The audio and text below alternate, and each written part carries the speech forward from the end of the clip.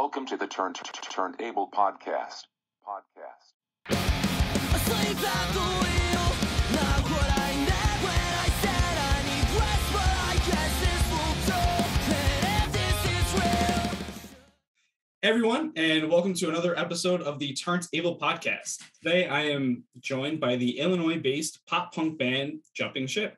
More specifically, I'm sitting with the vocalist Jason Roberts, rhythm guitarist Jeff Ramsey, and drummer Brandon Cary. Guys, welcome to the podcast. Hey man, thanks for having us. Thanks for having us. Of course, guys, of course. So how long have you guys been playing music for? How long have you guys known each other? You want to take that, Bran? Or? Sure, yeah. So Jumping Ship has been doing stuff since I want to say 2018. Is that right? Probably like early 2018. Sure, yeah. I was gonna say in 2018. Probably like middle. Let's end in middle 2018. And so we kind of came along in kind of a funny way because Jeff and I, along with our lead guitarist Patrick and our bassist Drew, we were actually in a different band kind of a couple years before that called Call Me in the Morning that like existed for a while, and we played some shows and it was really fun and we like put out a couple things. But then I moved to Nashville and we kind of stopped doing stuff after that. And then Jason and Drew kind of started talking about making a band. And I like when Jason tells the story. So if you want to go. All right. So it's honestly, I say it all the time. I feel like I've said it like 1,000 times. So sorry in advance to the other guys. But I like seeing and being able to meet the guys was like so slim to nothing in terms of like being able to like I have no idea how that lined up. You know, I was going to school at ISU and I was in a class where we were, it was a music business class, and our big project at the end of the year was to like interview a local band. And I was stoked to do it. I was going through a bunch of different local bands and stuff. And I found Call Me in the Morning, which is the one that all of these guys were in prior to Jumping Ship. And this is before I knew any of the guys.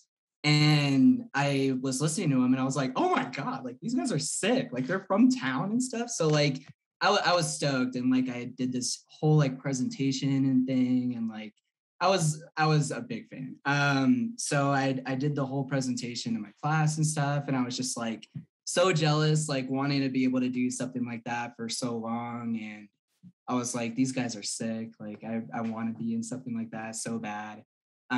So my buddy Drew, who's the bassist, he and I have a mutual friend, and I started to see Drew through seeing our mutual friend. And Drew was telling me about how stoked he was to be in this band. And I was like, what band? Like, that's dope, you know, like that's so sick. And he was like, Call Me in the Morning. And it was like the, you know, just like, like, wait, who? You know, like I was like, dude, like, how are you in that? Like, how did that just happen? And he was like, I don't really know. Like, you know, I know the guys and they just, you know, I kind of made my way in. So of course I'm like trying to stay calm and stuff, but like also low key, like, oh my God, this is it. Like, he's my ticket, dude. Like, so I remember there was a night, excuse me, there was a night that he's getting choked up thinking about it. I like legit just choked. I'm so sorry. There was a night that, so Drew and I started hitting it off a ton. And there was a night that Drew was like, hey, you should come over to our place. Like, we're having like a big get together. There's going to be drinks. And I was like, But the next morning I had this like huge test that I needed to study for and stuff. And so like, I still to this day don't know how I didn't just say like, hey man, it's not going to work out. But I was like, you know, I'll go like kind of get a vibe and like say hi, see everyone and stuff.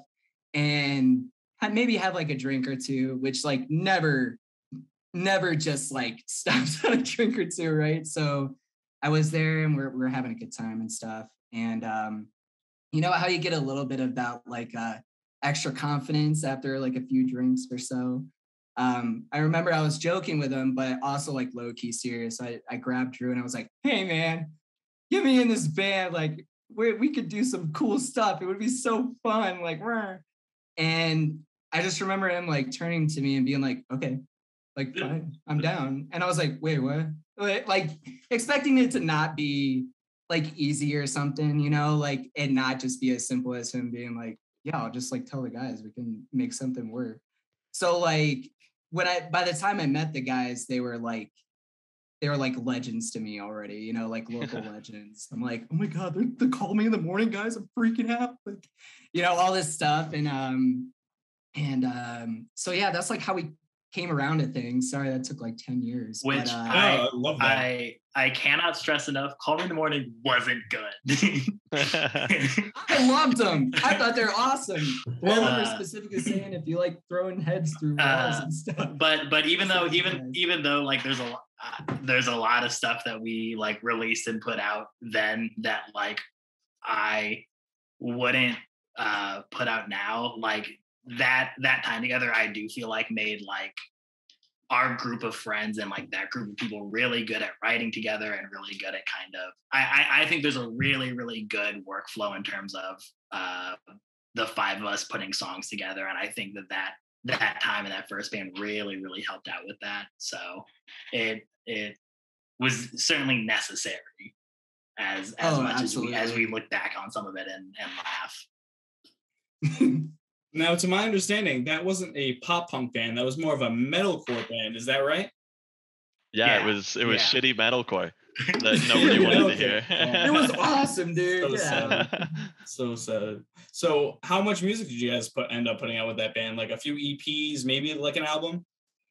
Yeah, we did 2 EPs. I think there were 4 songs each, so not very big by any means, but yeah, we had, like Brandon was saying, we had a ton of fun doing it. So yeah, awesome. Yeah. Even like we weren't able to put out a ton of music just because like we were all in high school / college and couldn't afford to get stuff recorded. So we just played a ton of shows, and so we just throughout our scene specifically around the time that we were active, the metal and kind of heavy scene was very, very active and was always having shows. So we kept on ending up on shows with like black metal bands and these like crazy hardcore bands, and then we're like covering Fat Lip and covering like 22 by Taylor Swift. Jesus Christ.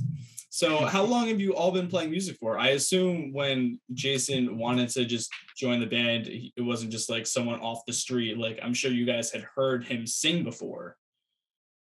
It kind of was just off the street, which was is really hilarious. just completely off. With the way it all kind of like turned out and stuff, and Drew being that like big connector to the other guys, I just kind of like, I remember we like set up our first, you know, meeting together and stuff to try and, you know, get the ball rolling on like, you know, and getting like a feel for everything. And I remember hitting it off, like it was super easy and just, you know, like natural and stuff. But before that, they had never heard me. I don't even know if Drew heard me. So like, he must have been just going like, just vibing or something, which props to him for it. Cause you know, obviously like we're so thankful that all that happened, but I honestly didn't have too much music experience at all prior to jumping ship. I really liked to sing. I got some vocal lessons throughout college a little bit because I was getting more and more serious about it and really wanting to do something with it. I just didn't necessarily have the outlet yet. And I didn't think I was ever going to find one, you know, because usually by that age, like it does kind of get a little tougher to like just meet, you know, people and like connect in a way that it's like, let's start making music and like, you know, because there's a lot that goes into that, you know. Yeah. So I'm thankful every day because I feel extremely lucky the way it all happened, especially given that, you know, like if I were to like go out of my way and like ask a couple people in college, in like music classes, like, hey, like, you want to like get together and like, you know, it almost felt like it was like prestigious. Like it was like, nah, I already got my own thing. I don't want nothing to do with you. And I would just be like, oh, okay. Oh. Yeah, you know, but for a while, man, until these boys just landed in my life. Jason kind of pisses me off with that because like Jason's involvement in Jumping Ship and like the stuff that he's written and helped write and like his vocal performances. This is like the first time he's ever been in a band or any sort of like music project. And like it like everything he has contributed has already been so good, and it's from someone who like hasn't been doing it for super long. Thanks, Brandon. And that's awesome, but that's also so sweet, so annoying. I'm sure you guys have to like show him the ropes sometimes and like. Oh, absolutely. Yeah, I get that. So how did you guys come up with the name Jumping Ship? So the last band ends. It kind of just fizzles out, as your bio states on your website, jumpingshipPK.com. I think that's right. Yeah, that sounds good. So it like fizzled out. How did you guys come from that band to this one? Was it just kind of like you guys were talking afterwards and wanted to continue making music? And then how did you guys come upon the name Jumping Ship? I don't really remember how it started, if Brandon or Jason, but the name story I got. I think it was just me and Patrick. And for the name, yeah. No, for like starting it. I think me and Patrick were like, we want to play music again, and you know, kind of Drew was already in Call Me in the Morning, so we had Drew. So it was me, Patrick, and Drew. And then Jason got added in, and then we added Brandon thereafter. So it just kind of like one day we were like, let's start playing music again, but like not shitty metalcore this time, which is how we ended up with like a pop punk sound. I think that's what happened. That's how I remember it. As far back as I remember, because like Jeff said, I actually wasn't in Jumping Ship for the first few months of its existence because we were all in Call Me in the Morning. I moved to Nashville. And when I moved to Nashville, there were a couple times I came back to Illinois to play the odd show here and there. But it just like it says in our website, like it's just kind of a band that fizzled out. And then to my knowledge, Jumping Ship was sort of the response to that, was because Jeff and Patrick hadn't played music for a little while and still wanted to play music. And so I think before even the name Jumping Ship was made, I think they had just kind of started getting together, and then Drew and Jason kind of had their whole heart to heart that got Jason kind of in the mix. And then I think they kind of got things up and running and kind of got to know each other a little bit. And then eventually it got serious enough, and kind of they realized that they were really getting something. That Jeff texted me and was like, will you please just drum in this band? And I was like, didn't this band get created because I moved to Nashville? And he's like, yeah, but we'll make something work. And I was like, yeah, sure, man. I'll be in this band. Brandon, so grateful for that. Brandon's the best drummer in the Midwest, so you know we had to have him. That's very nice and also untrue. There's very few drummers in our hometown, and all of the drummers that are in like our general area are already in like 3 to 10 bands, and so I think everyone they asked to do it were just like spread way too thin, and so they came crawling back to me. Please. I don't know. I wouldn't be so modest about it. I'm sure there's got to be a lot of talent there. I mean, you guys popped up on, what was it? You guys popped up on Apple Music, on a bunch of their curated playlists. You guys popped up on Spotify. What's his name? The Twitch streamer mentioned you guys. Yeah, that was cool. Yeah, that was nuts. It was Tim the Tapman, right? Yeah, Tim I was going to call him Tim the Tool Man, but that's what a guy for that. That was so nice. Like, Yeah. And it was such a like in the past thing. I think one of his viewers was just like, my friend's in this band if you want to listen. And I think he did for like a couple seconds, for like a minute or so. And I was like, this is cool. And like he's so popular that 45 seconds he spent doing that like got us a bunch of followers on social media, because that was pretty. I think we only had Burning Branches out at that point. I think that was the only that was our only we song. had out, and like honestly, that like got us a couple hundred followers on social media, which is awesome. Wow, awesome. That's sick. That's crazy. I mean, I can't even imagine what would have happened if he was talking about like 46 seconds or like. Yeah, right. You know? Jeff. The name? Do you want me to tell me the story about the name? So, tell me about this name. Do you guys like just flip open a textbook and was like, oh, jumping ship, or like?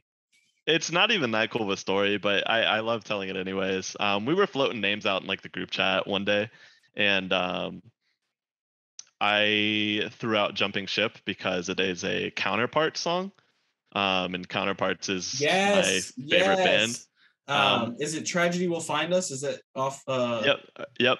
Or no, Tragedy. It's off of The Current Will Carry Us. Yes, The Current Will Carry Us. Yeah. Which is funny because the vocalist of Counterparts trashes that whole album all the time on Twitter. He's like, this album is fucking garbage. Like, this album sucks.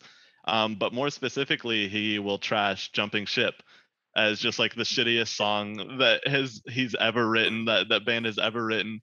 So one day I was scrolling through Twitter. This was months after we had made the band, and I follow him on Twitter, and he tweeted out like Jumping Ship sucks. And I was like, what? Like, first of all, how does he know about our band? Second of all, he thinks we suck. Like, this is the worst day of my life. But yeah, that's how the name came out. And I don't think I told him it was a Counterpart song until everyone had already agreed. And then I was like, oh, by the way, yeah, this is just a Counterpart song. which is literally the exact same thing that happened for Call Me in the Morning. I was one that came up with that name, and then once we had like all gotten comfortable with it, I was like, by the way, this is a Taking Back Sunday song, and like not even a Taking Back Sunday song that people like super like. Is that fine? And they're like, well, at this point, that's off their self-titled, isn't it? Yeah. Oh my god. Yep. Oh my god. Yeah, because that chorus. Yeah. Yeah. Oh my god. And you guys did metalcore off that? Oh my god.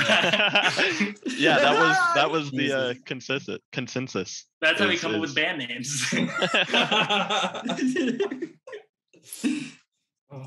how we come up with band names, is we pick the songs that people don't like. I was like, what? Awesome. I didn't realize that he hated Jumping Ship. I didn't realize it was to that extent. Literally, I had like a panic attack one day, and then I was like, oh, he's just talking about his own song. Like, we're done for sure. Yeah, we're screwed. Tim the Tap Man may like us, but if Brandon Murphy doesn't, dude, we're done for. And then talking about, Tim the Tap Man, and then a little Spotify, Apple, whatnot. What was I gonna say? So you guys were also mentioned in a Reddit thread with 0 negative comments. Did I read that right? Yeah. We're most proud Which of is that, like impossible, right? Our highest accolade. So what was the post about? Was it just like r/pop punk and then just talking about you guys? It was actually a post that I had made. I was like, we were just trying to promote the Burning Branches music video, and I saw that they had a pop punk Reddit, and I was like, yeah, I might as well post it. And it ended up like super popping off on Reddit. And I will say there was one negative comment about Jason. Me. Oh my gosh. Which is funny because Jason is the best part of the band. He's the only reason we sound halfway decent. So they bring balls back to pop punk. Yeah, I was gonna say I don't remember exactly what it is, but Jason does. Singing. I liked it till he started singing. Yeah. It was right after the intro. Which that's when we tell. That's first off something we talk about all the time, of like, especially with us kind of putting out a lot of music during a pandemic when like it's impossible to play shows and like there's not a ton of like person-on-person interaction you can do. Like we've basically only existed like in the ether. Like we only really exist on the internet, and like the fact that that is the one single negative comment that we've gotten is like to like me at least, I think is so impressive that like it's because awesome. everyone's mean on the internet, especially Reddit. Like like the fact that that is the only like negative thing we've gotten, I think is like super cool, and like shows that even though we still have a lot of room to grow and a lot of like new people to show this music to, like just about everyone we've put it in front of has been really, really supportive and like has received it really well, and that's really, really exciting to us. Yeah, super grateful for all the positive feedback and the one negative comment about Jay. Thank God it wasn't about me. We still gotta make merch with his quotes printed on, or like just the actual picture cut out. Like, dude, it would be the I'd wear that to our first show ever. The pop punk, the generic like jumping ship. I liked it till he started singing. Oh my god! Yeah, there it is. We just right here, right now on the podcast. Which I remember when we got that comment, because I don't remember how many comments is on that Reddit post, but it was like 60, 100 some like positive comments being like, "This sounds awesome. Like I really hear like this band and this band and this, and all like super nice." And then it was like this one guy, which also like was just kind of trying to be like a dick. Yeah. But I remember like we were like looking at it, we were so hyped, and we're like, look what this guy said, that's so cool. Like what this guy said, and Jason was like, what's that dude's fucking problem? You're like still thinking about the one bad one. There's like 1,000 good ones that we were like so thankful for, and I'm still just sitting there like, that's it. I mean, you get that one, you just get that one, and it just like sticks with you like nothing else. To this day, the guys were so sweet about it. They remind me all the time. I mean, it's good that you guys can laugh about that though, instead of like it definitely stings in the moment, but the fact that you guys can use that as kind of like an inside joke and even like a merch idea, like to try to like, you know, we're happy it happened for sure. Yeah. So you guys spin that around in a positive way, which is really cool. So going to talk about your bio a little bit, just because that's what was on the website. I thought it was really interesting how it stated that you guys were pulling inspirations from both today's pop punk heavy hitters as well as from those genres' golden years of the early 2000s. The band constantly puts together high energy, meaningful songs that will inevitably spin around in your head for hours. So who are your biggest pop punk inspirations? I think everyone's in a different place, Jason. I don't know who you're pointing to. I was pointing to you. It's hilarious because I'm like, on my screen, I'm like, you're just... that I'm pointing. I thought it was like that guy. Homie doesn't know how Zoom works. It's been kind of cool because we all have the handful of like core bands that we all really, really like. We all love the Wonder Years. We all really like A Day to Remember. We all really like Hot Mulligan. Like, there's definitely like these core bands that I think are really good kind of like foundation for when we kind of put songs together. And then past that, like we all kind of have our own things. Like all of our, if like all of our taste in music were like Venn diagrams, like we all have like a handful of stuff that we all really like, and then we all kind of branch out into a couple different directions. And so because of that, kind of when we're all involved in writing stuff, it kind of brings in some really cool different perspectives of how we want to write. Because like me, for example, like I really like a lot of like punk music and a lot of like punk and kind of emo kind of stuff, and comparing that to like Jeff, who likes a lot of like heavier stuff, it kind of brings us into doing some cool stuff with those different tastes. But I would say for me personally, I hear a lot of Wonder Years in our music. I hear a lot of Hot Mulligan. And in my head, I hear a lot of Bayside in some of the stuff, which I think is really cool. But that's kind of how I feel about it. I don't know what they think about it. No, yeah, that's perfect. Yeah. One shout out I will give is Wilmette. Wilmette is a band that I think is phenomenal right now. And everything they put out is awesome. So a lot of this EP actually, Good Grief. I kind of got ideas from Wilmette. So they were pretty huge for me on this EP. Cool. Cool. Very cool. What about you, Jason? Huh? I would say similar to the guys and stuff. I think what's really fun about like making songs with Jumping Ship really is that we all like have like something that is similar but also very different. So and plus like I think that it's huge, especially like to be able to like be openly honest and transparent and like, you know, here and there, like instead of like holding out on like creative differences and stuff, like we find ways to really, you know, make them work in the best way that's like great for everyone and stuff.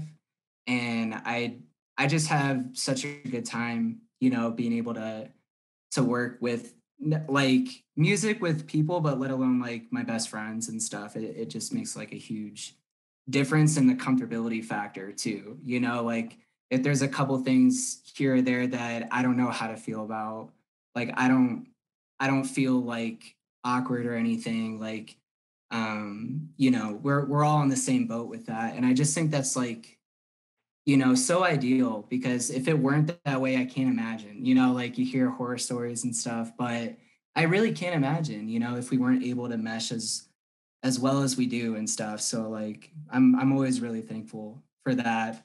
Cool. That's awesome. That's very cool. Thank you. Yeah. I personally hear a lot of Craig Owens and a lot of Chiodos in you guys. Nice. I really That's awesome, man. Really the first EP that you guys put out is very different, I feel, to the current EP, because you guys could really, or the listener could really tell that you guys moved from the metalcore and then transitioned fully into that pop punk really scene, which is really cool to hear and to see. Thank you. So Brandon, we had mentioned before the interview started a little bit that the whole band is kind of like spread out over the US a little bit. You lived in Nashville, now you live in Ohio, but on the bio it said that you didn't really enjoy living in Nashville, or you didn't really mesh well with the music scene there. Could you explain that a little bit? Yeah, definitely. So before I lived in Nashville, when I was living in Bloomington Normal, which is where I like grew up, and that was where I spent my first year of college and stuff like that. And I was very, very involved in the music scene there. I had my oldest brother was very involved in the music scene when he was growing up and stuff like that. And because being the youngest brother and like thinking everything your oldest brother does is rad, like I want to be like him. And that's like why I got into punk music and why I got into pop punk music, and like why I got into music at all. And he started taking me to local shows with him when I think I was like 11 when I went to my first just like basement house show, and like absolutely fell in love with it. And it was my favorite thing in the world. And I started playing music when I was like 10, when I started playing drums, and I like started playing in bands when I was like 13, and started playing live shows when I was 14. And we actually, me and my brother used to put shows together in my basement, and we did like tons of house shows. We had some really, really cool bands play at that.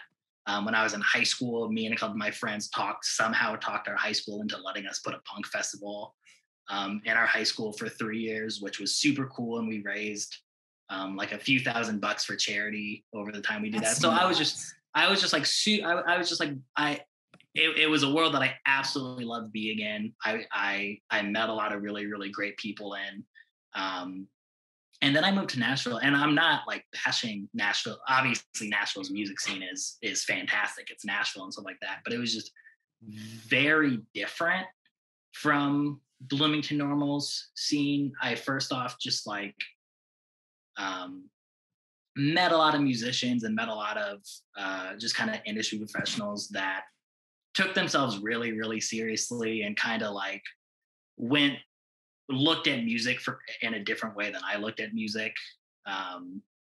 And just because of that, I don't think I ever fit in super well in it. I have a lot of great memories in Nashville. I mean, I'm in another band currently right now named Lemon Drop, which was based in Nashville, and they're great, and I really enjoy doing stuff with them. But just kind of, I went to a bunch of house shows in Nashville. I met a lot of musicians in Nashville, and it just didn't ever really feel the same.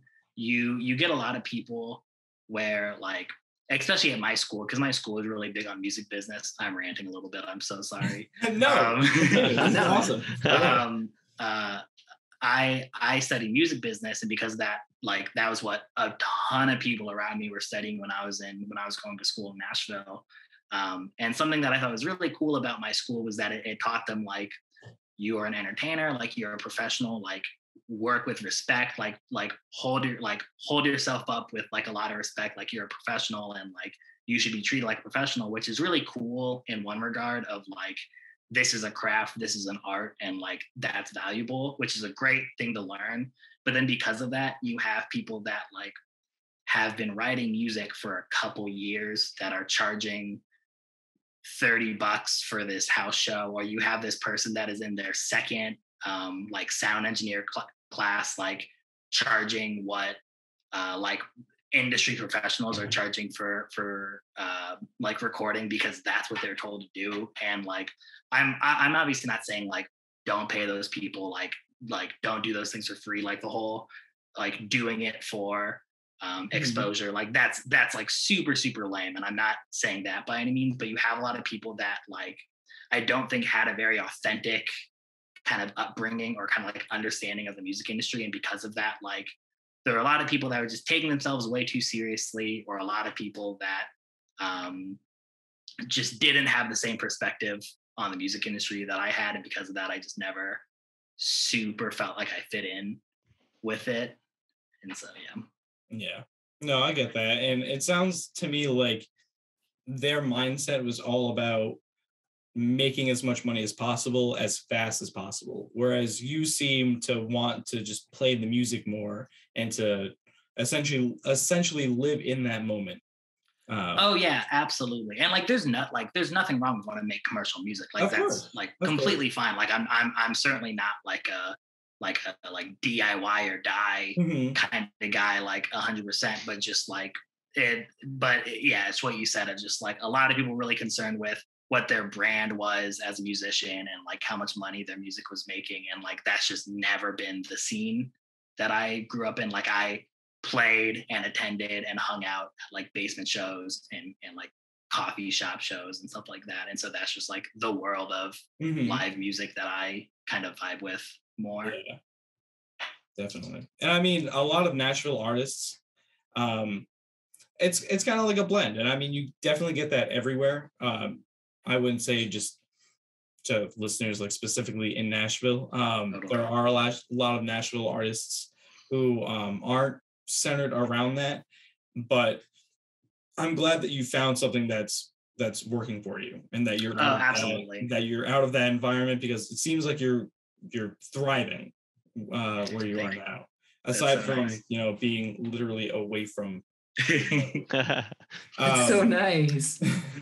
You guys summarized the latest EP on your website, and this is the last time I'm going to talk about, like, the bio and the website. I promise. We're going to get to the new EP in a second. I promise. But you guys said that the Good Grief EP is a dissection of mental health, social anxiety, family troubles, fear of the future, and the constant tug of war of, I wish these people would help me, but I need to act totally normal, or else they'll know I need their help. I can't help but agree with this statement, and I definitely get the feeling about this EP as well. So when you're at your lowest point, when you're feeling this tug of war kind of thing, what helps you to recenter yourself? Wow, that's a big one. Yeah, that's a good question. So in terms of like kind of what the EP is about and all of that, I think I really feel like Good Grief is a really, really good kind of follow-up to Happy Enough in terms of the kind of what they're about and what they kind of like how to relate to it and stuff like that, because I do most of the lyric writing for Jumping Ship. And so, so a kind of philosophy that I have whenever I'm writing is I really try to talk about stuff kind of after I've kind of grappled with it a little bit, and once I've kind of figured out what it is I'm feeling a lot of times. Because something I've noticed in music in general, but a lot in the pop punk genre specifically, is there's a lot of antagonizing people in music, and like as someone who listens to music, you kind of just default to kind of siding with the singer. You kind of just default to like siding with the person that is like singing. So like in music in general, but something I noticed a lot of pop punk, you had a lot of kind of antagonizing and kind of vilifying people that probably don't deserve it, and like you as the singer, or like person in this relationship, or person in this family, or person in this friendship, like you probably aren't as blameless as you make it sound in your songs when you're talking about like, here's my shitty ex-girlfriend, or here's why my parents suck. And that's not to say that like that, like you're not allowed to write about that. Like, of course you are. And like, that's super valid to talk about. And like, absolutely. But like, even from firsthand experience of people in the scene, like you get people like talking about like, here's how I was wrong, when like you were there, and you know that like, it's not that, like they're not as noble as they're like making themselves sound. So I like really try my best not to do that as a writer. Like I really tried to like write everything with like a like point of understanding, and not just be like, this person sucks because like they broke my heart and stuff. And so that's what a lot of Happy Enough was about, was a lot of like trying to like find that spot of like, this is a really hard spot for me, and I'm trying to like see the other side, or I'm trying to move on from it so that I can kind of figure it all out. Whereas Good Grief is kind of the follow-up of that not happening, and like you trying to figure out like, why aren't you moving on, and like, what are you doing wrong, and like, do people know that like you're struggling as much as you are?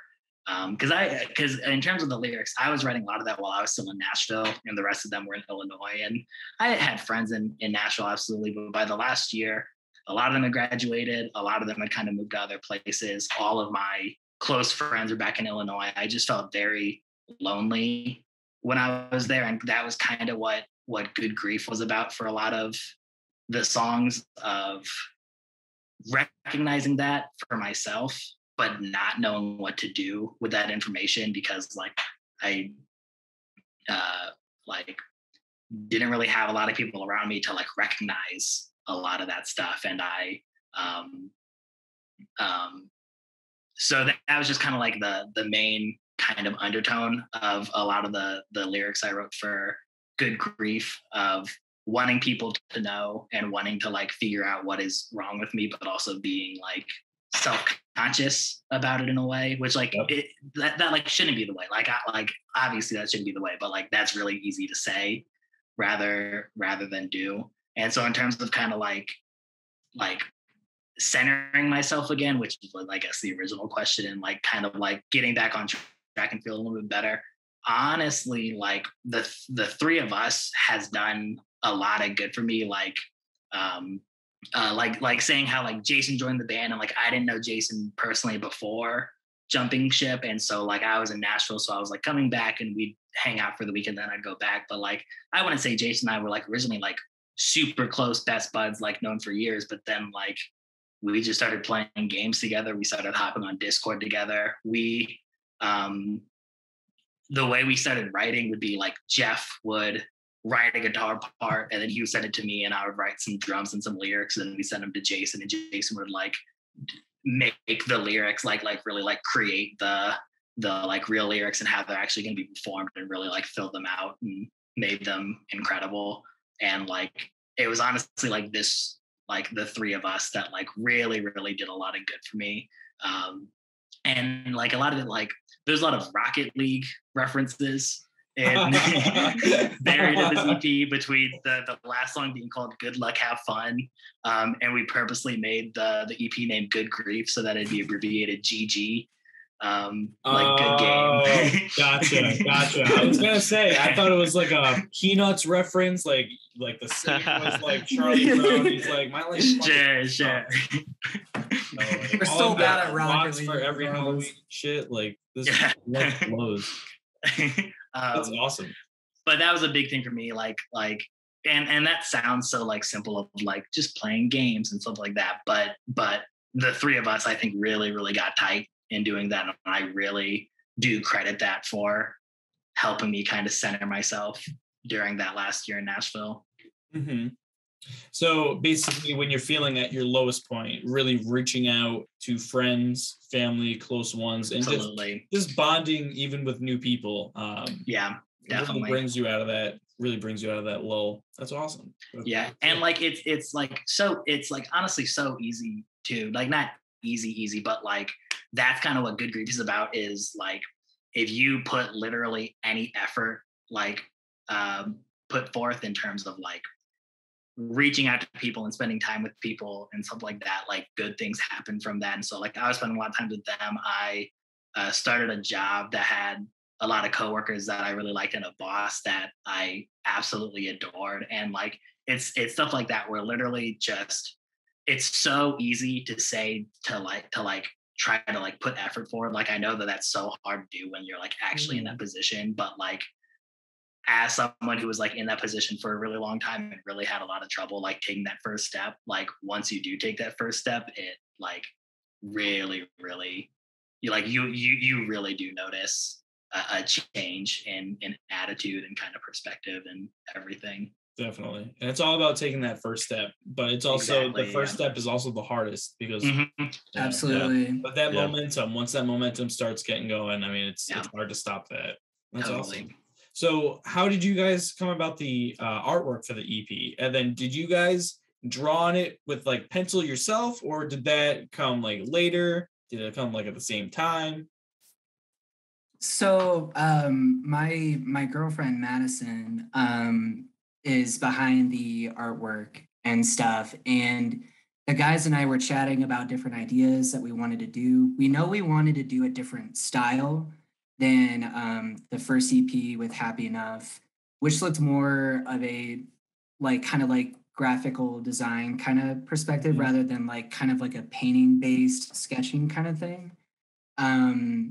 And I'm just gonna gas her up. She is phenomenal. Like she is very artistic and very talented. And it was awesome because through having her and her being like within like our circle and stuff, it made it perfect to be able to really like make all these different adjustments, like really have no real apprehension to say like, let's add some of this, or maybe we could take away some of that and stuff. And she worked her ass off, and we were so stoked with how it came out, you know.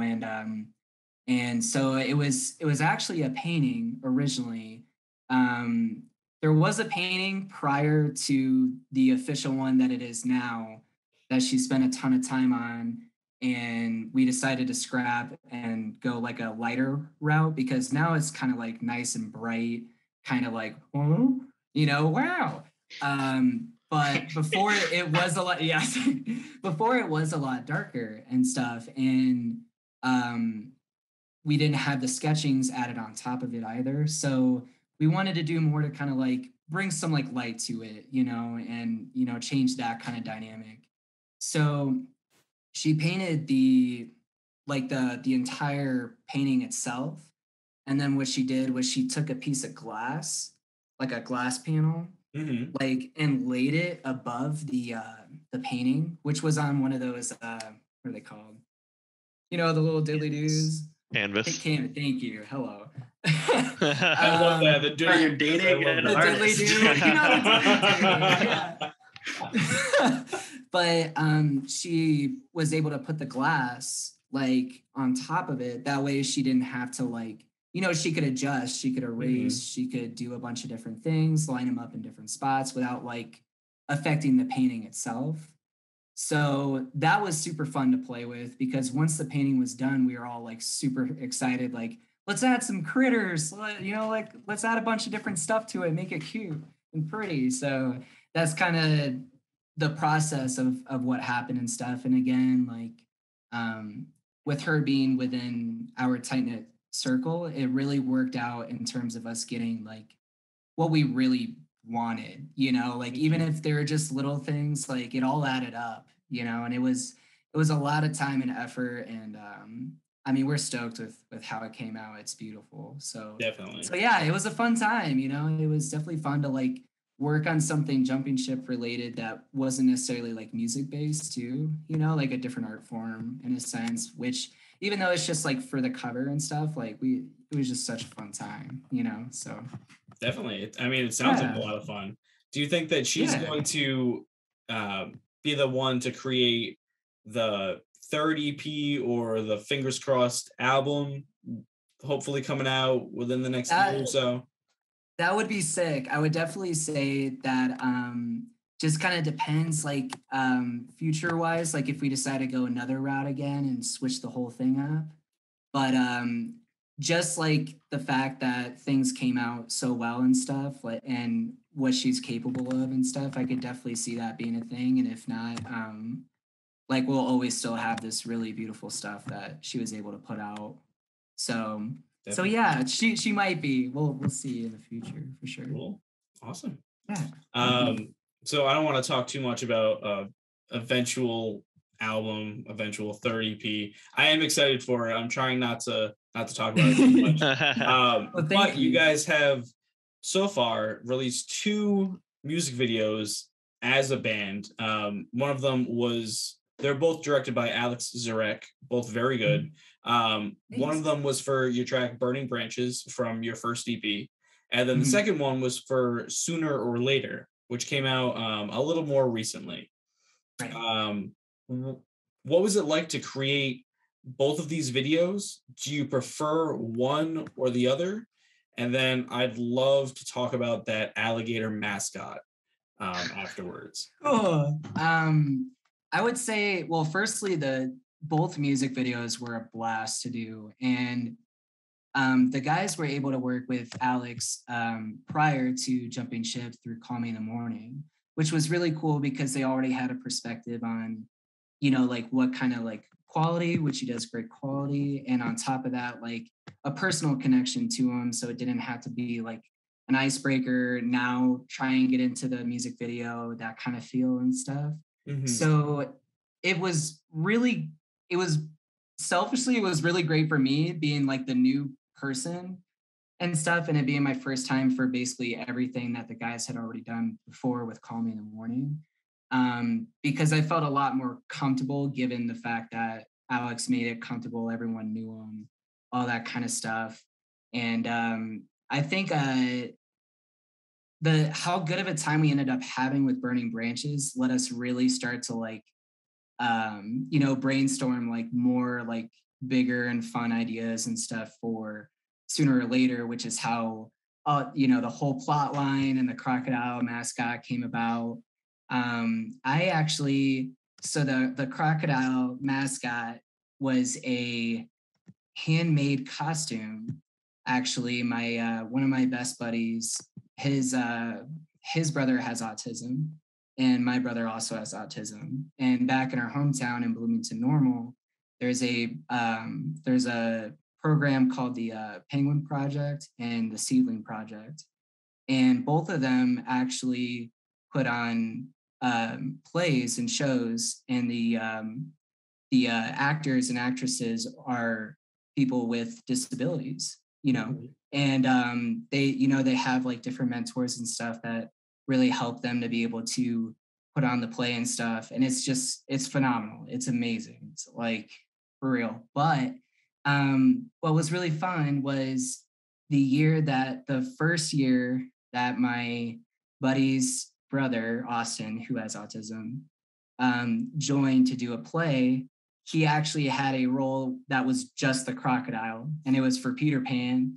So he was, they got the whole TikTok theme song. He's coming in, and the place is going crazy and stuff, which is hilarious because it was it was so like wholesome because he was able to just walk out and he was just like, you know, like the costumes phenomenal, like everyone's like loving it, you know, not a dry eye in the house kind of thing. But you know, like that costume is just insane. It's crazy. It's awesome. So I actually reached out to my buddy and I was like, hey, like, is there any chance we can maybe borrow the mascot to have as our mascot, like for like the band and stuff? And it's really kind of cool that it came from different, like a whole different story, you know, inspiration and stuff, you know, and like, it's cool that we were able to like share that with such a great cause. And, you know, just, there was just so much more that went into it that like, you know, in hindsight and actually seeing the video done and stuff, it was like, it was so cool to be able to use it and to be able to like have a fun plot and story to kind of tie in with it and stuff. Like we had a blast. That was like the Sooner or Later music video was like the most fun day ever. It really was. And I think it really showed a lot that we were able to like, that we're like at a point where like it really can be fun and just like a good time and stuff and not have to be as stressful as it could be, you know?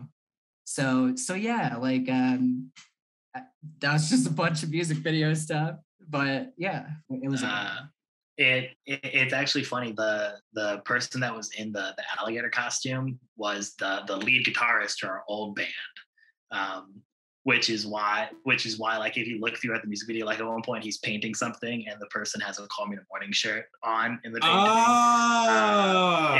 If you look at like the last point of the music video, when it's the like grown up business alligator, he has a Call Me in the Morning mug next to him. But it's actually funny because he was the lead guitarist to Call Me in the Morning, and then for our first music video for Burning Branches, the guy that kind of walks around throughout, like around us throughout the whole video, was our original bassist for Call Me in the Morning. So we're just any excuse we can to just get our buds in it, we do. We're just gonna call Jumping Ship quits and bring Call Me in the Morning back. You know, it'll just be a super group. Oh my gosh, it'd be like a perfect like lasagna. It'd be like, so that music video. So, correct me if I'm wrong, but is that music video about like coming of age? It seems like the crocodile is literally going from, you know, at some points he's learning how to ride a bike. At other points, he's painting, but then he's smoking cigarettes and like chugging whiskey and like getting with you, Jason, like behind the mic and just like throwing down. So is this like a coming of age song, or is this more of just that's what the music video was focused on? So for starters, for the music video, before we knew anything else about it, we knew we wanted it to be something like kind of lighthearted and kind of funny, just because like the song is not that. And so I feel like us doubling down and doing like really, really depressing music video for this like fairly depressing song, like would just kind of really bum a lot of people out. Yeah. And especially because we put out Burning Branches, and like it's like a incredibly well shot music video that like we all love very much, but it's like a pretty bare bones music video. I mean, it's mostly just us playing stuff. So we wanted to really try to make something a little bit more creative this time around and do something cool. And that's when we were workshopping ideas. Jason brought up the idea of using this alligator suit. Can't not use the alligator suit, man. Because it's super perfect. Cute. And also with it being homemade also makes it not trademarked, which is really helpful. Oh, yep. I didn't even think of that, but you're absolutely right. Yep. We kept referring to him as Mater the Gator.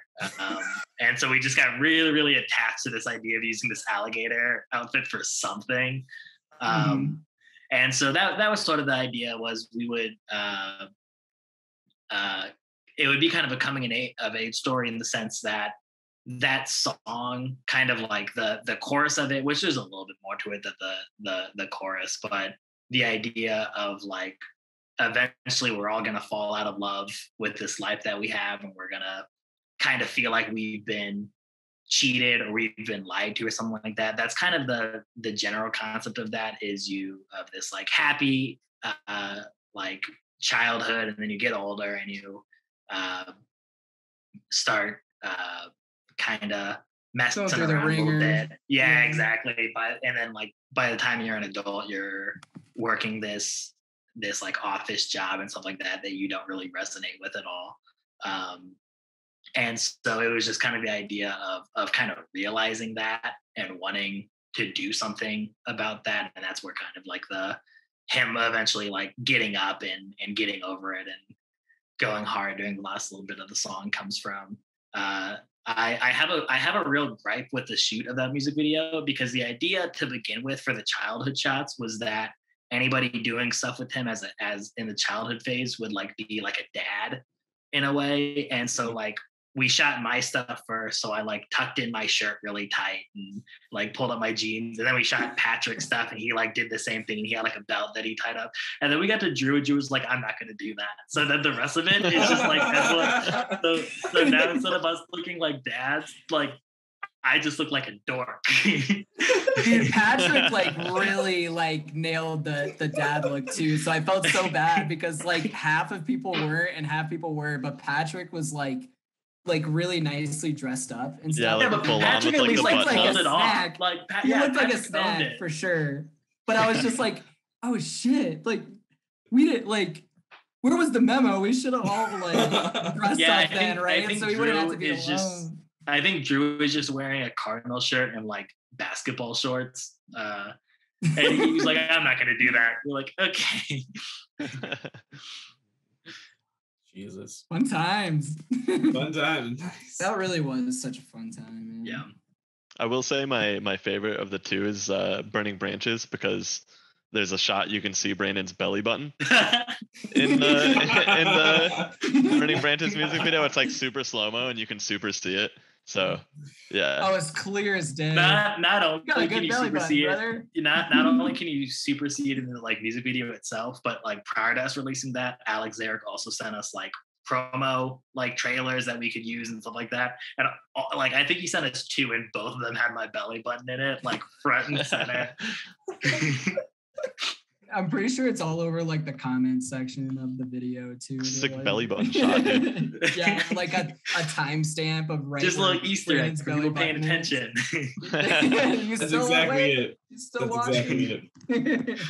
Only the real fans know about the belly button. That's true. Very true.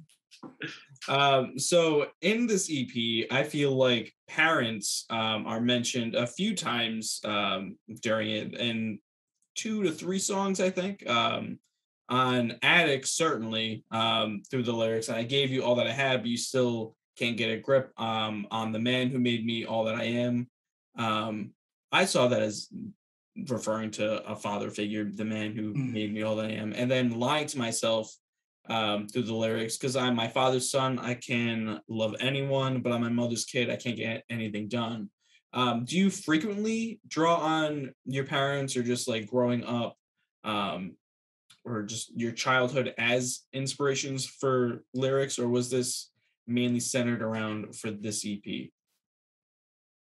I honestly, so I really do believe, obviously your bring up can have the absolute biggest impact on who you grow to be. And, I think it was really cool because so Brandon wrote the lines about the parent lines in Lying to Myself, and I wrote the parent lines in Attic. Mm-hmm. So it was kind of cool to be able to like both come from different stems, in a sense of like being able to like write about that and draw inspiration from it. And they both kind of have different feels in a way, and they still tied in and like and worked and stuff, so but absolutely, I mean, I think for the most part, like when I think of writing, and Brand probably as well, in terms of the lyrics and stuff, is like drawing influence from somewhere that is like really deep in, because like I'll have like, for instance, like I'll write like 3 pages and just like scrap them all because I'm like, I need deeper, like I don't know, like, you know what I mean? But I think it was really cool to be able to tie all that into the EP, especially at it kind of being a cool way to kind of give like a pretext to like what the rest of the album is going to kind of feel like in a way, just overall vibe wise. And I guess like, with the message of the first song, a lot of it, yeah, like you're entirely right. My inspiration came from my dad for the first song. And I think it was just a really easy place to kind of be able to like come from and portray and stuff. It definitely was like difficult, like, once it's all written out and stuff and seeing the end product and going like, damn, like that sounds brutal and stuff. But, in a lot of ways, like I'm thankful that something like that I've felt for a very, very long time in my life, I was able to like be able to like put down in some way or form that I've never really been able to before and stuff. And I think that and Brandon, you could go ahead with the other parent lines and stuff. So first off, it was really cool how Attic came to be, because we got to the point that we had sooner or later, through Lying to Myself, all written, all like done, all ready to go. And so we were like at the point that we were only gonna initially write one more song for the EP, and we're like, we want a song that like really feels like a good like ending track, that like really hits like an ending track. And so like we had that idea in mind, which then led to Jeff ended up writing the guitar to Good Luck Have Fun, which did end up becoming our ending song. And I wrote the guitar to Attic, the first song. And like when I started writing it, like as soon as I started putting it together, I was like, this isn't an ending track. But like that was like why I picked up the guitar that night and like what I started working on.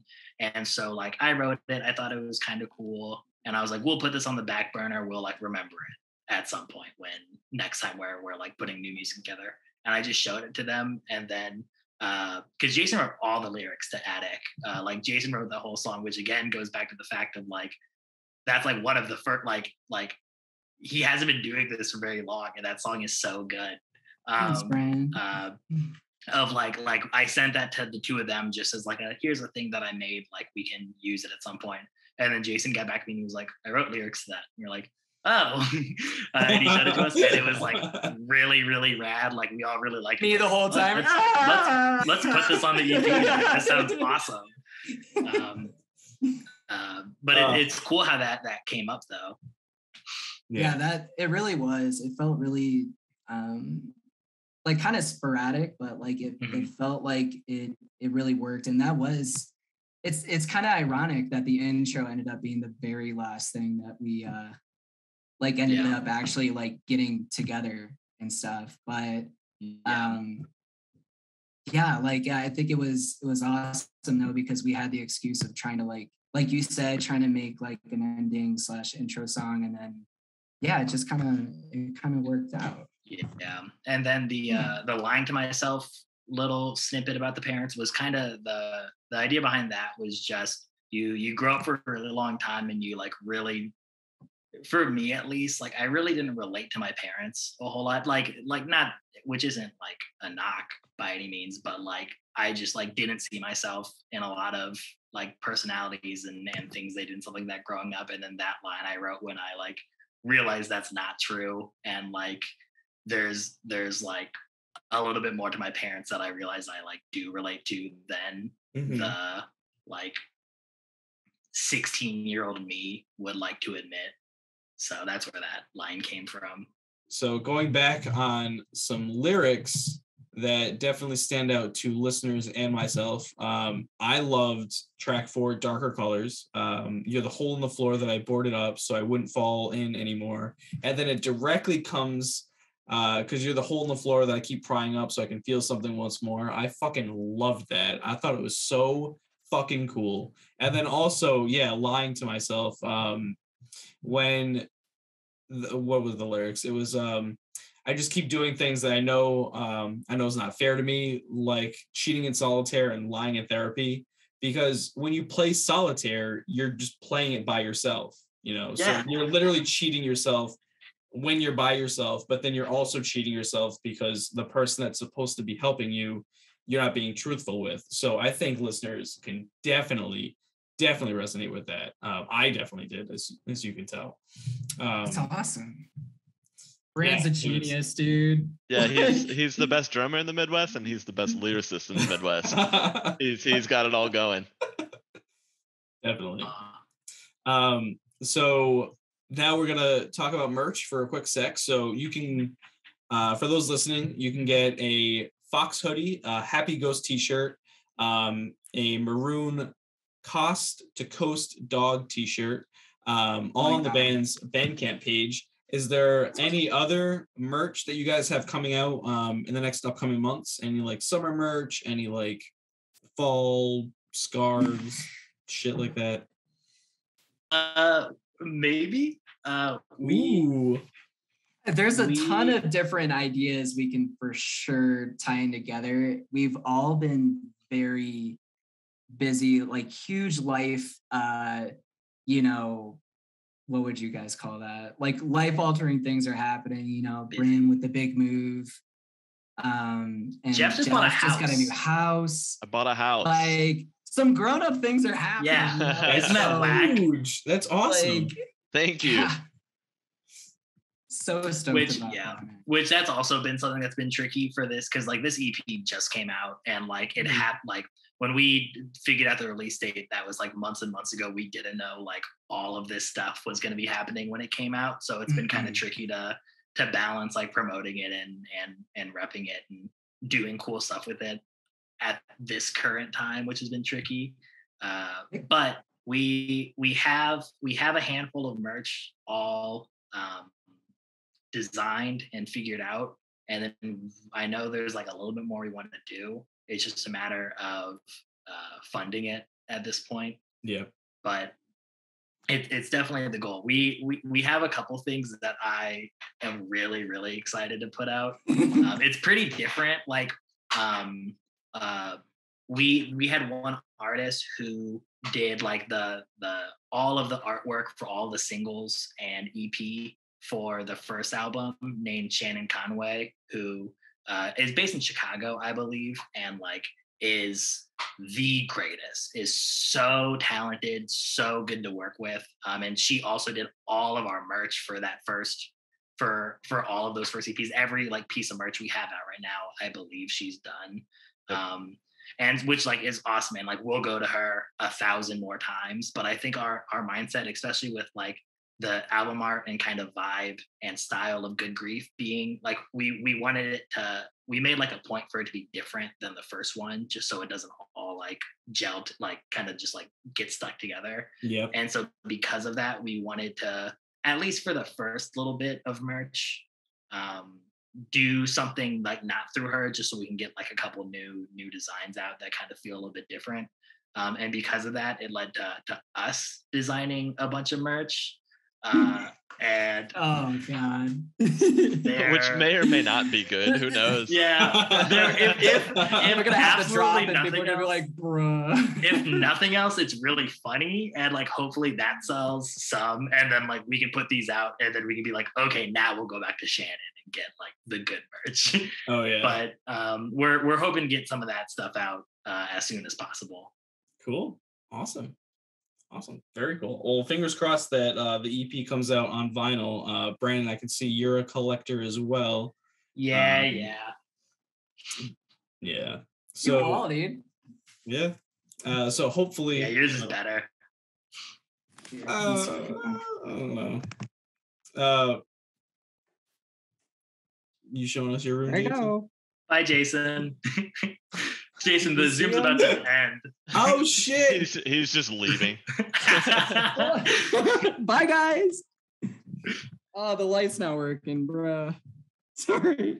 For those listening, Jason is showing us his own little fake vinyl wall full of a lot of Citizen records. Shout out Citizen. Oh, I'm a huge Citizen fan, dude. Huge Citizen fan. So, where would you guys like to tour? Is there an eventual tour planned? Is there like a live stream show planned? What can listeners do to see you guys live? That's a great question. Studio band only. Yeah, we always joke that we're a studio band only because it was right around. It was really like right around the time that Happy Enough came out that the pandemic started, or at least like pretty close to that time. So basically, as soon as we had stuff released that we could start kind of playing, it became impossible to play. And then like all the pandemic happened, and then right as we released the second EP, we are now in 5 different places at the moment, which super isn't anything that's going to stop us from eventually starting to get some more shows under our belt. Because that was also how it was for a lot of Call Me in the Morning during the last little bit of us getting back together on a weekend and playing a couple shows that when we could make it happen. But that stuff we admittedly still need to get figured out because, I just moved to Ohio. Jay's currently in Colorado. Our lead guitarist just moved to Chicago. And then our bassist is about 40 minutes out of Bloomington Normal at the minute. So we're pretty spread right now, which is super, which certainly isn't new. Like it's certainly something we're used to kind of working around and stuff like that. But that does make touring and playing shows a little less convenient. So it's something we have to figure out, but it's absolutely something that we're going to start making happen sooner rather than later, as soon as we can make it happen. Yeah, there will be shows for sure. Mm-hmm. Awesome. I can't wait, dude. That's gonna be nuts. Jason, it's crazy that we haven't. I've never done a show before, dude. I'm gonna go up there and be like, He's gonna forget all the words. Yeah. I'll choke like I did on the water earlier. Or was that just me? Just choking myself? Like, did you have that mic on standby this whole time to do that? Yes, I did. He was thinking of the perfect time to pull it out. He was like, I don't know it when was I'm right now. Here's my chance. It's gonna be nuts. Yo, the podcast listeners are gonna love this interview. No. Hell yeah, dude. I almost want Jason to like just start belting out like a few bars, you know? Oh, me? Oh, me? Oh, me? Yeah, me? What do you want? Oh my god. Stop. Okay. Hello. We do try and freestyle when we game on Rocket League. It's very, very horrendous, but it's fun. Yeah, it definitely sounds fun. I mean, how could it not be? It's Rocket League. All right, so you guys are stranded on a desert island. You cannot get off. You get one album. Which one would you pick? Oh boy. Fun. I know my answer. So if you guys need time to think, I can go first. Yeah, you go first, but you Brand. can go, Brand. My favorite record of all time is Interventions and Lullabies by the band The Format, which if you or anybody listening doesn't know who The Format is, it's if you know the band Fun, who did like Some Nights and We Are Young and stuff like that.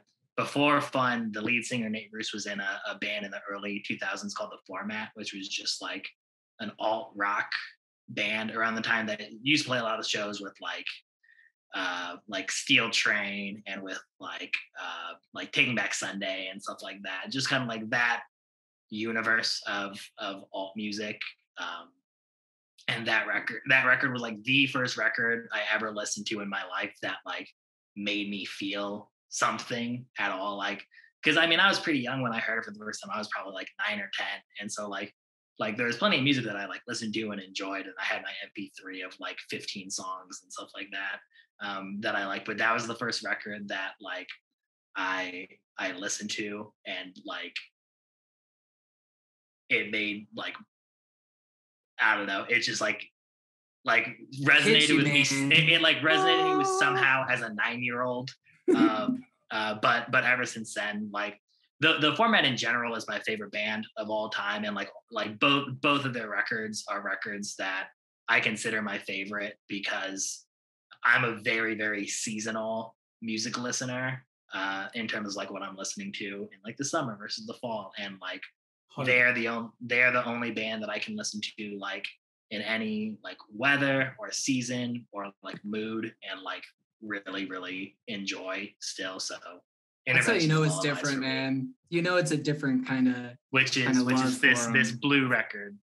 Right. Oh, there. Pretty nice. There he is. Where it deserves to be, on the wall, dude. Yeah, it's not in the crate with the rest of them. Yeah, with the rest of them. I would have to say my album is it's funny that you're just talking about like how that like resonates most with you, and like was your first like moment of like really like feeling something when listening to it. Because the album that I would take is Feel Something from Movements. I think that may be the most important album like of my life, just because it was huge in terms of getting me through a really rough place in my life, in college and stuff, just with a lot of different situational things that were happening in my life. Also on top of struggling with mental illness and, school and finances, like everything was hitting all at once. And that was right when Feel Something by Movements dropped, was like in the middle of that. And I remember just like holding on to that because it felt like it was just resonating with everything that I was really going through. And it was just like really important. And, that it was something that I could listen to and be able to like relate to and resonate with, and like feel like a connection that like, despite like all 5,000 things that were just destroying me at once, like it felt like a homie, it felt like I wasn't alone in it. And I think that's like one of the biggest like things with music that I think is like just is beautiful, being able to really find a sense of comfort, peace of mind, and like having that kind of outlet and format to really be able to like cope with difficult things in life, because life is hard as hell, dude. Like, it is. So I would bring Feel Something for sure. Awesome. Very cool. Yeah. Lovely explanation. That's awesome. I love how this is turned into a like end of the world almost kind of like albums, like an album that you like completely hold dear. I love that. So Jeff, you gotta follow these two up. I was gonna say I'm gonna sound like a goober, because those were both really good answers. And mine is Gospel by Fireworks. That's my favorite album of all time. I just think that album bangs front to back. I don't have any like deep inner life meanings, but yeah, I just think that album bangs front to back. Yeah, definitely. It was also the first record that Jeff and I ever like related to. Like that was like the first time. I remember during like one of the first house shows that like Call Me in the Morning ever played, and like Jeff like ever came to and was a part of. I don't remember who was wearing a Fireworks shirt, but like someone was wearing a Fireworks shirt, and Jeff was like, "Oh, that's a cool shirt." And I was like, "You know Fireworks?" He was like, "Yeah." And they're like, "That's my favorite album." And I was like, "Wow." Did we just become best friends? So maybe it does have a deeper meaning, and I just forgot. That's so sweet. Everything comes full circle. Awesome. Perfect. All right, guys. Well, thanks for coming on the podcast. My final question for you guys is, what do you want your listeners to know? Last question is kind of like all yours. What do you guys want to promote other than the latest EP? Or maybe that's what you want to promote. We love you. Please love us. Thank you so much for listening. We really appreciate it. The Turnstile EP from this year is really, really good. The Sonderbombs record from this year is really, really good. The Olivia Rodrigo album from this year is really, really good. Yes, dude. There's some good music that came out this year. The Bleachers record that just came out this past weekend is awesome. Mm-hmm. Yep. And that's what I want them to get out of this. Is I want them. Don't listen to us. Don't listen to us. Just listen to everybody else. Well, you guys came out kind of like the same week as that last album, so I share that. Yeah, that's we came out the same day as Bleachers and Billie Eilish, which I didn't realize until the day that it happened. I was like, that can't be a smart business decision. How do you think we compared to Billie's? It's practically the same release. Oh yeah, definitely. It's like what's the difference between these two pictures? Exactly. There you go. It's not even the same picture. Thank you guys so much for coming on the podcast. I really, really appreciate you guys taking the time to talk about the latest EP.